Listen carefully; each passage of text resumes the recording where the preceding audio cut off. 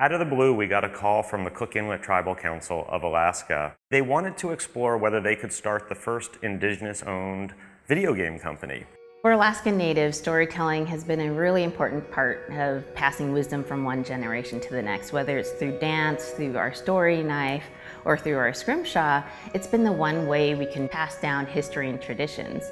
When we looked at how that connection could be made through video games, it seemed natural. The player is there, they're engaging in a story.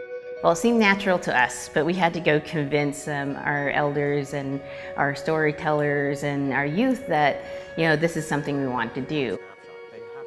We came across a video of Alan at a Games for Change conference, and we're like, this looks like an organization we could work with. So we really cold called them and said, well, why don't you come up to Alaska and tell us about the video game industry and, hear our ideas around it. And really, much to their credit, they really wanted to do this thoughtfully. So we agreed, rather than say yes or no, we would do a 3-month landscape and opportunity analysis where we studied how Indigenous cultures were represented in other commercial media.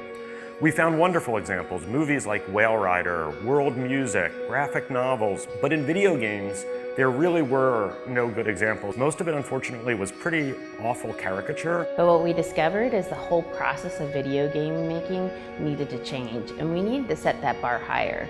And what that really means is creating a process through inclusive development that involves the whole community. When people hear about the game, they think that we went and made a game about the Alaska Native culture. That's not really true. We made a game with our Alaska Native partners. We had to build a deep level of trust and respect for each other as individuals and as folks coming from very different communities. We had to learn to see the world through each other's eyes. And that really did mean spending a lot of time in each other's worlds. So we created a Greenlight Committee with an equal number of members from the E-Line side and the Cook Inlet Tribal Council side, so that as problems arose, whether they were creative problems, personnel, business, any number of complexities that naturally emerged, we solved them together. One of the first Greenlight meetings was held up in Anchorage, and the team brought up some really amazing concept art, and it was beautiful, and it reflected our landscapes and our kind of the feel of our environment. But what we were seeing was something that wasn't necessarily reflective of our people. And not that it's a bad thing, but the characters almost look like a Disney character, and we wanted something different. We wanted something that truly connected with our people, and so they went back to the drawing board with a really open mind and came back with the look and feel of Nuna and Fox, and it was amazing. The whole game development process really ended up being a whole process of interdependence. That was amazing for us to see that naturally happen, because interdependence is such an important value for the Alaska Native people. We couldn't have survived in such a harsh climate without being able to rely on each other.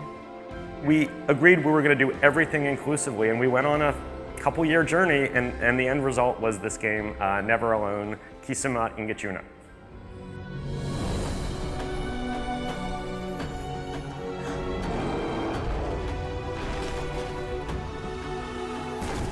By having this game out there, it is this gentle way to invite our kids back to us. And what we really hope is that not only are they seeing a positive role model and seeing that there is a beautiful thing that can be done with storytelling, but that this becomes an invitation to the whole world.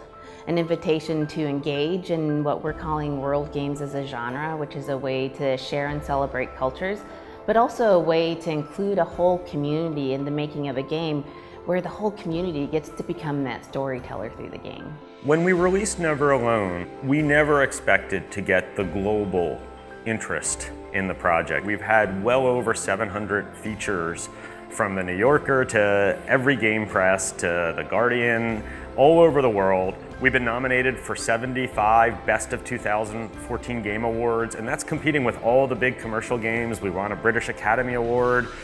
It seems to have touched a nerve, because video games hadn't really been done in this inclusive development way, and there's so many cultures around the world.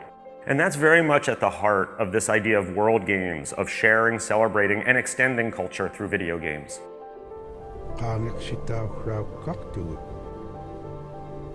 Asin tamna iling abitual lasik